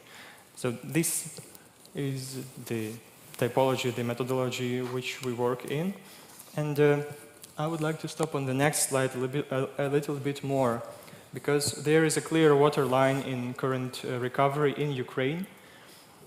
And you have, let's say, tangible and intangible recovery, which are sometimes very parallel streams and which do not intersect. I will maybe open you a secret that today in Ukraine, a recovery is a very exclusive process. It is a circle of very specific stakeholders, and not everyone is yet included. One reason it is a very short time, but knowing how things might happen in Ukraine, it can be easily the next trajectory. So here I wanted to emphasize the culture as a consequence of national idea, because right now what we see in Ukraine is that we are looking for effective solutions amongst skilled people, and somehow we say, okay, we recover culture later. But then it doesn't really match, because the process are on the different stage of the development. But in my opinion, if we place culture as our DNA within our understanding of this agenda, that will logically form this flow where tangible and intangible will intersect and create this synergy. Because what we see from also post-war recovery in other countries, like in Balkans, it is not enough to rebuild the built environment. It is very important to build people back. And how do you work with people working with the environment? It's like another level of this integrity and intersectoral experience, which right now it's not yet there. So what we do is we try to suggest a toolbox, because we are a team of 15 people, different expertise, and we can go one by one recovering cities and municipalities with the limited capacity and limited expertise we have. But we selected to unite people around a toolbox, which is a shared approach to recovery, based on data, based on this intersectoral approach, and based on practices and cases and pilots we discuss. And not take the first iteration for granted. This is something which we feel is very important. It is impossible to develop the best scenario from first attempt here.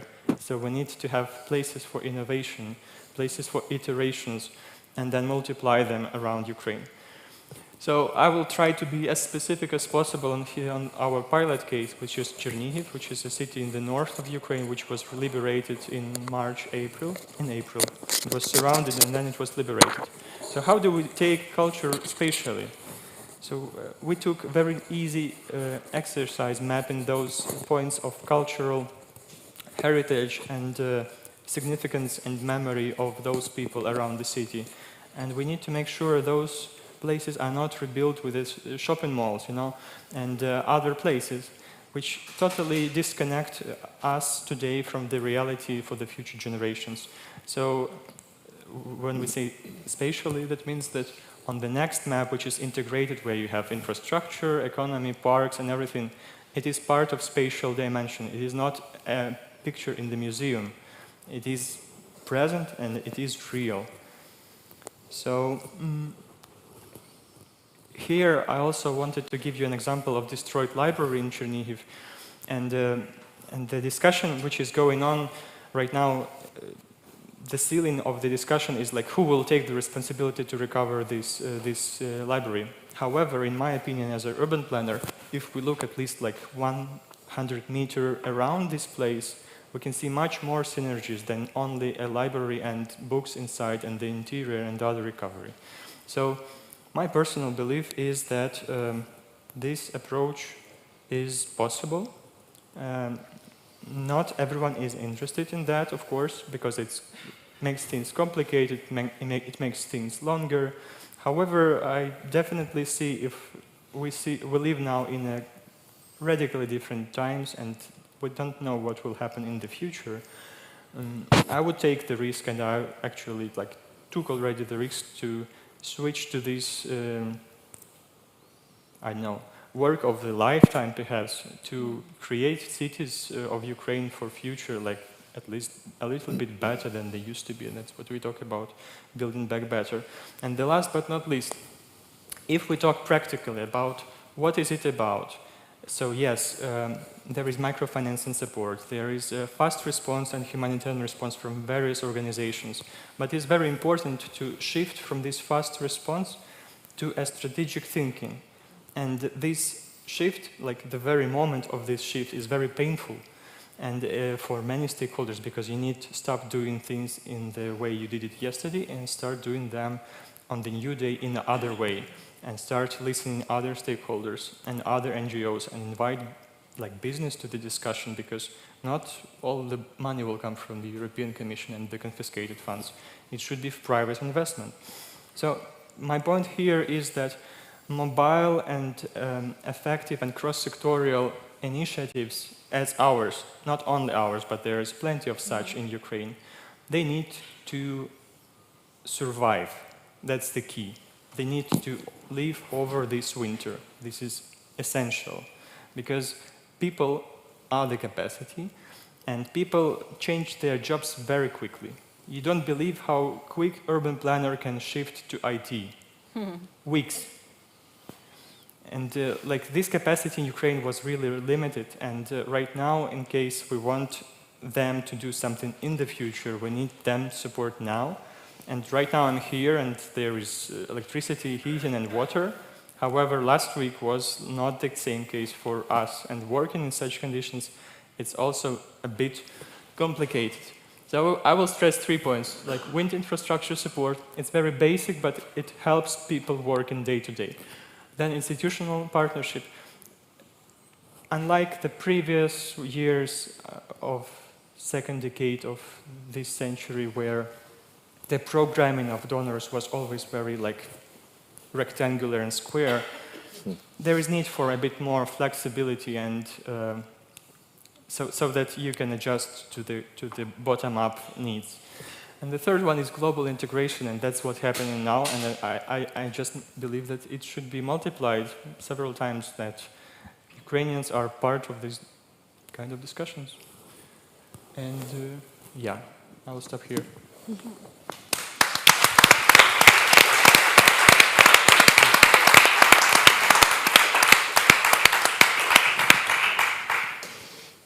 Congratulations already that you're doing this under these current conditions, and also that you're referring to others who are similar ambitions, similar visions, and not only starting on Restart Ukraine. I would be interested to hear from you, Alexander. You said not everyone is interested in this. Not everyone, meaning in Ukraine, in the international European side, because it means thinking long term, because it means hard work, or because... Maybe two, and one is essential inside the country.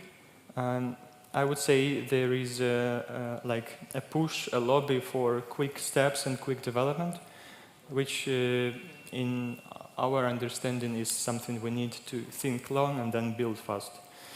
So, yeah, the point is excluding different sectors like environment, like social component, like culture, like post-trauma recovery to the program. So right now there is definitely a push, because it's a business, it's a market, there is a push from the developers to get their piece of pie. And you see it everywhere in the global forums, in Davos, in Lugano. It's something not usually mentioned, but it happens. And the other one is maybe the lack of the understanding of the context. That bridge is very small and not everyone is present there. And many don't see culture as a part of the solution, no? But part of the problem. So do you see, maybe one last question on this, Alexander, is do you see such projects as a force of mobilization of local communities to reinvent themselves? And how do you approach them? How do you work with municipalities? I mean, how does it concretely work?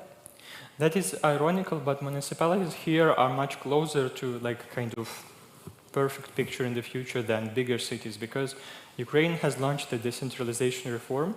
It wasn't finished yet, but already municipalities have received some certain autonomous state, and they got this sense of freedom and independence by themselves, so they can define, they can spend their money. So right now what we do, we try to establish a certain type of marketplace where municipalities would be able to team up with the local urbanists and architects, which cannot find their applicability and their skills used by this mainstream recovery process to also the international colleagues. Because myself talking in Sweden, Netherlands, Germany, United States, a lot of professionals are asking me, like, Alexander, how can you link us to the process, but to a meaningful process where we can make the change? So absolutely, these municipal, as you say, rural links can happen even without going through the central government. And this is the positivity of the situation. Thank you, thank you. We have 10 minutes more because we started 10 minutes late, and we have questions, which is great. I think Madame, first here, please. Thank you. Can you hear me? Yeah. My name is Tatiana Filevska. I present the Ukrainian Institute Kyiv, and my question is to Alexander, I believe in Ukrainian, right? How do you coordinate with other similar initiatives? Because there are several, like the international group, which is called Roskvit, which includes urban planners and architects from all over the world, or the Kharkiv School of Architecture that works also with different international architects. There is an initiative to reconstruct Borodyanka and some other initiatives. So they all have similar approaches, but do you coordinate with each other, or you have your own approach in every other city? Thanks for the question. I think it is really important here that right after the war there were dozens of organizations emerging like mushrooms after the rainfall, that everybody was very clear that he or she has the best idea of the recovery of the country, and that's definitely the case. Then throughout the 9 months, some of them disappeared because either lost the motivation or the financial resources, or they shifted to something else. Right now there is, if we talk about urbanism and architecture, there is, I would say, up to 10 different organizations with which we are in the dialogue, and it's complementary, because the problem is so big that it is impossible from one side to do everything. That's true, but from the other side it is also impossible due to all these practical barriers and geographical differences. It's impossible from my perspective to do it in one big team altogether. So we coordinate with each other, we synchronize with each other. So Roskvit and Kharkiv School of Architecture is pretty much the same thing, which are working on this urban coalition for the cities and linking them together and finding out what are the way to recover. There are some certain attempts on first recovery, like in Borodyanka, in Irpin, in Mykolaiv, in Kharkiv by Norman Foster Group Foundation. And this is all just pieces of bigger picture. what we selected for us to do is to first to create this database which we all can rely on, and this is another topic that there is also a number of these platforms, but we believe that creating this framework where we can link resilience with culture, with technical infrastructure, with environment is our strongest side, so we do what we do the best for a moment. I think Madam was first. Any questions? Thank you very much indeed. I represent universities. You've spoken about artists, you've spoken about professionals, but there is both a humanities and science network of trained people all over Europe within the university system who you haven't actually mentioned yet, and my understanding, including specific understanding of this year, where things began in February, is there is no technical way for universities to waive fees for students or supply extra maintenance grants, which are two different things.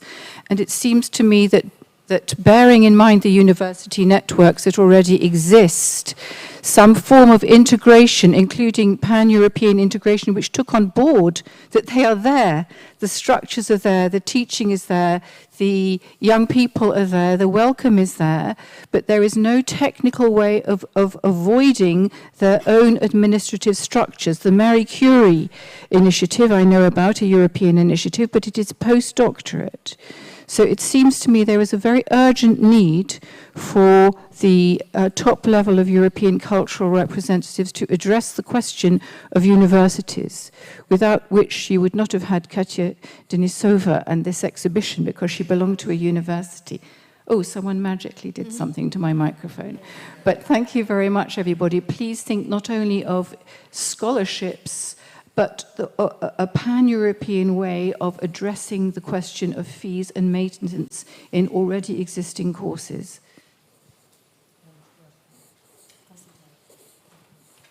I have a question to the last speaker, because it's an interesting topic. It's, you know, in my nightmares, I will see a group of Lord Norman Foster working in Kharkiv. It's a worst nightmare I have. And I want to address very simple thing. Conservative restoration of the damaged architectural monuments. And now we are coming to a very interesting thing.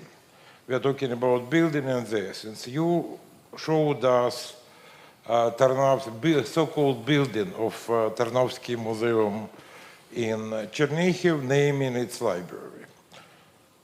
It's never been a library. It's Soviet, let's say, accident that the building, when museum was, Chernihiv Museum vacated the building, was turned into use library. Actually, the building never was Tarnovsky Museum because initially it was an orphanage. So the essence is changing. The architectural form is remaining. Where I can see chances on saving of this architectural form, especially in Ukraine. We know perfectly well that now we are crying for the buildings which were damaged by Russians, which were falling apart way before Russians appeared on the horizon. We have to protect our architectural legacy. It's not too much left. We can see cities which have empty dentals. We have seen barbarous architecture's exercises of the period of independence, starting with the beautiful hotel standing in the front of Potemkin steps, and full collapse of zoning of Kiev with this, I'm sorry to say, architectural pricks growing all around the city. We are in danger zone, and reconstruction could become very, very dangerous. You mentioned the danger of developers. It's unavoidable danger, the danger of corruption, which will be connected with developers, local and international. What is your take on reconstruction of architecture in this situation, historical architecture which was damaged? Thank you for your question. I maybe will answer. Does it work? Oh, now it works. I will maybe try to answer you with the illustrative situation which happened in Kiev, where a missile hit more than 100 years building, which was damaged like 50%. So you have remaining half, which is like almost normal, and the other one is totally destroyed. And then, like I think throughout a week, there was as a verdict of the expertise that this should be destroyed. However, the results of this expertise were never shown. So I think this is something we will be experiencing, and I think this is something we need to look at the level of the policy, not on the level of my opinion or somebody's opinion, because there is clear guidance about the reconstruction, and there is a huge international body which is dealing with that, and a lot of people from that body were reaching me saying like, hey, we are ready to come and to apply the international protocols to this and that. And they are there, and we are to collect the dots, to connect the dots. We're not there to create so-called Ukrainian bicycle. What I believe we can do and we should do is highlight this issue. What we can do and we should do is to unite those who are willing to participate and to creating this effect of a snowball. And once we have a big enough snowball, we can start talking to the other snowballs. Thank you. One last question and then another round. Marcus? Thank you. And just, I was very, very impressed and intrigued by your speech, because you touched on questions which are very broad, beyond the question of the Ukrainian conflict, which are the role of culture in the world in the future. And in our digital age, it becomes clearly more important in the future. And you spoke about, so my question is about Europe in a way, and European identity, how you want to, how it can be, how we can use, I hate to say this in such a way, use this tragedy to also do some serious self-interrogation, rather than just, it's a crisis to solve in Europe, there's a war now in Europe. Because the problem is also of how you can rebuild without nationalism. So how can you do that? And when you said colonialism can be addressed by Europeans and must be addressed, this is a case in point, because Ukraine was colonized for many, also in the empire, Russian Empire.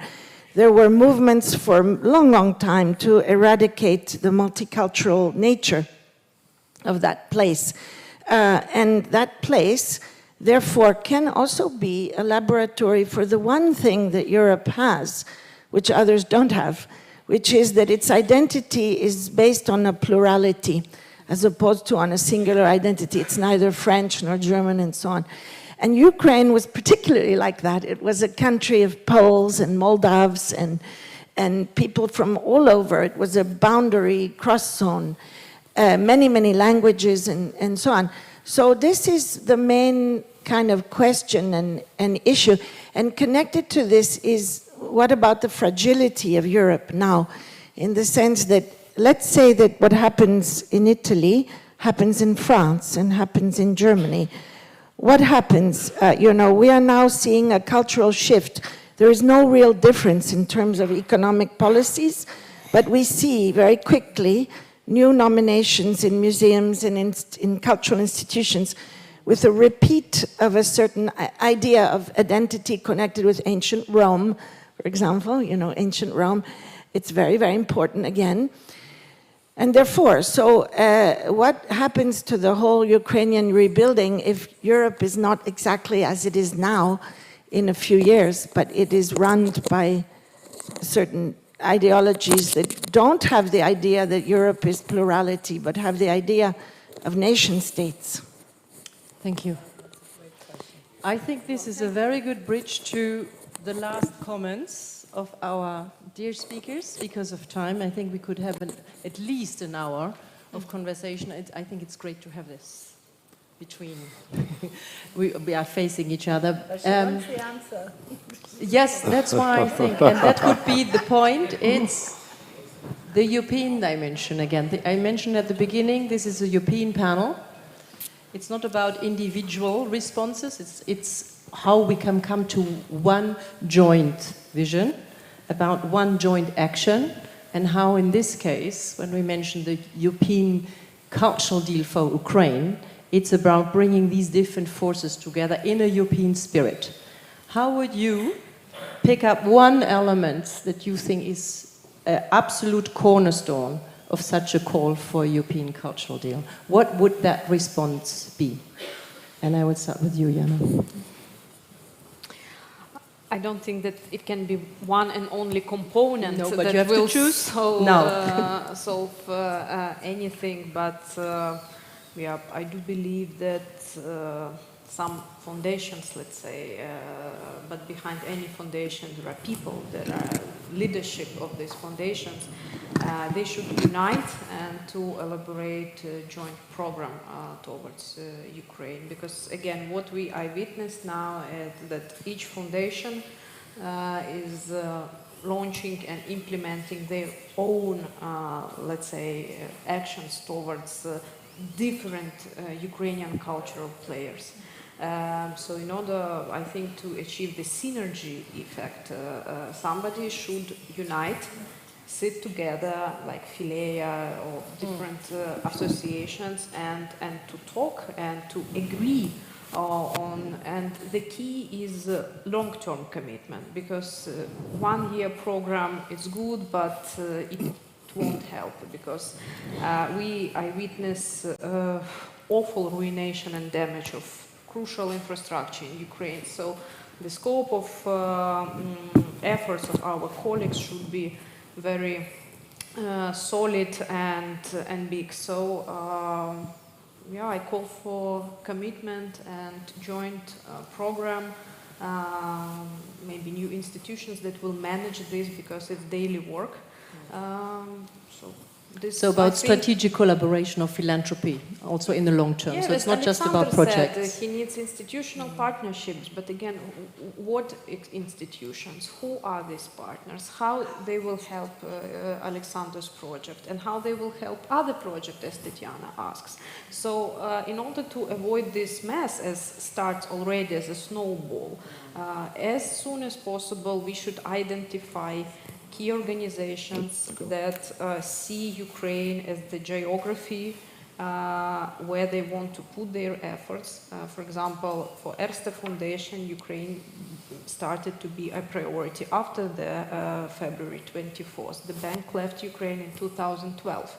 So, and now Ukraine appeared on their radar, and we started to elaborate joint projects. So we see changes in the agenda of many, many European institutions. So at the early stage, they should talk to one another. They do talk, but they don't necessarily act together. That's the... Merci. Catherine. Yes. Can you hear me? Because I've been... Okay. Thank you very much. Okay, so for me there is a clear, this panel and the discussion we're having today, sorry for the noise, the key word for me, the key takeaway is co-creation and equal partnership. No reconstruction of Ukraine without the Ukrainians. It can seem obvious, but I know of the time pressure, I know of the pressure that can happen when there needs to be a delivery, fast delivery, etc. You mentioned the economic pressure, the economic interest, but there is also, politically, the wish that things go fast and go quickly to normal, back to normal. So that's something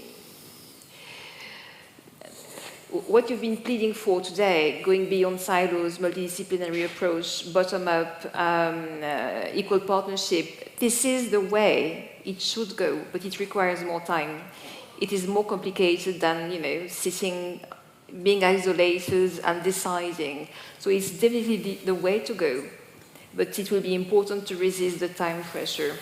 And the panel today was just a brilliant demonstration of the amazing minds and capacities that there are in Ukraine, and that, there is no way we cannot, work in total partnership in thinking reconstruction.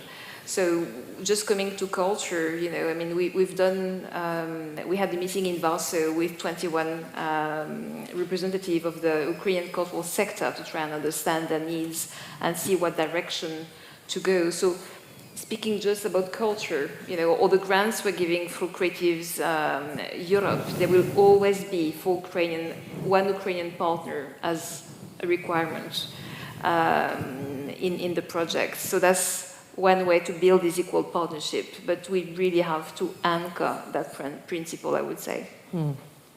Merci, Catherine. Alexander. Short, yeah. Short is the key right now. Long term and short. Yeah, maybe I will just build on the last point which was made. Definitely there is a wish inside Ukraine for a quick economic recovery, which means like every next peaceful year we have like from 5 to 10 economic growth. But we need to critically answer the question, what is the price for that? Because like we, with the war, tend to forget very low-hanging crises and problems. We have not taken any lesson from the coronavirus because the war hit so fast. However, we had already the early signs of climate change, which has nothing to do with the culture, but it has something to do with the fresh water, with the environment, and this is something very urgent and to react on. So my key maybe takeaway here, we need to go parameters beyond only financial recovery and economic recovery, and we need to see this tangible, intangible, financial and financial cost-benefit analysis. Otherwise, we will be like, sorry for giving maybe not very polite examples, Dubai, or you look at the shore of Georgia or somewhere else. That's where we'll be heading. Thanks. Diego, the last word to you on the political. I will connect probably with the last question also. Just to give some answer, but you were saying what's the European dimension? What is the most important thing? And you mentioned that the European dimension is very fragile, and it's true. This is reality. The European dimension is fragile, but is also very powerful at the same time. And we need, as Europeans, and that includes Ukrainians, because Ukraine is part of the family now, it's a candidate country. We need to make sure that we can continue moving forward together, delivering very concrete things together. Because we will continue to have that, what you said. We will have democracy inside, but we will also have anti-liberal movements inside. We will continue to have pluralism, diversity, and then strong nationalism. We will continue to have the worst and the best inside the European system. Even more than the Americans, for instance, our close brothers on this, the US, even more in Europe.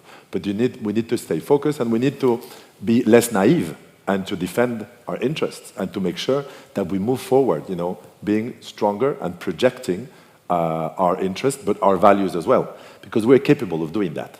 Others cannot. We can project interest, power, and values.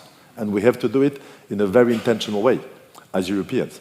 But with all this fragility that we have within us, and making sure that, very strong allies, friends like Ukraine, that should be part of the EU in the future, stays connected and stays fully focused on the reforms and on delivering for its citizens, and making sure that, it can go along the European Union.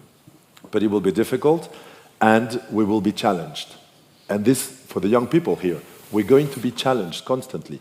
Nobody believes entirely our narrative. There's a battle of narratives out there. about how the world should look like in the future.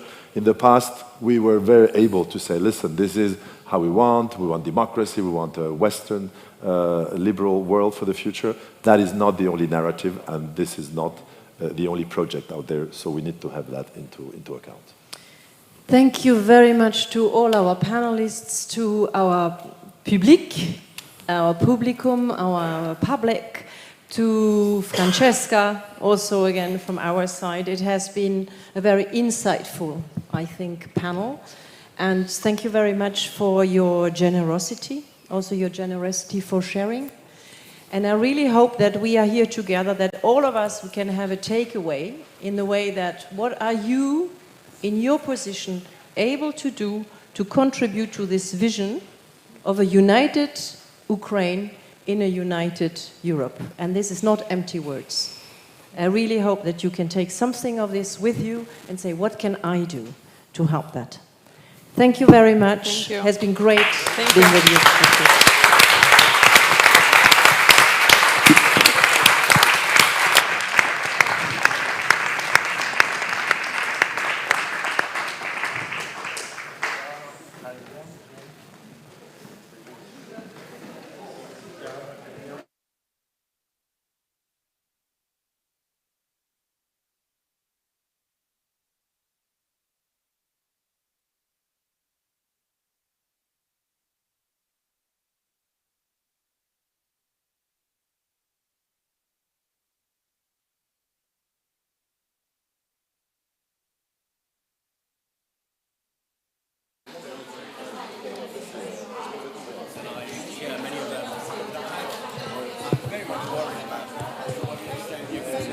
magnitude of structure in your country these days will allow... In my view, you will be forced to use all your resources.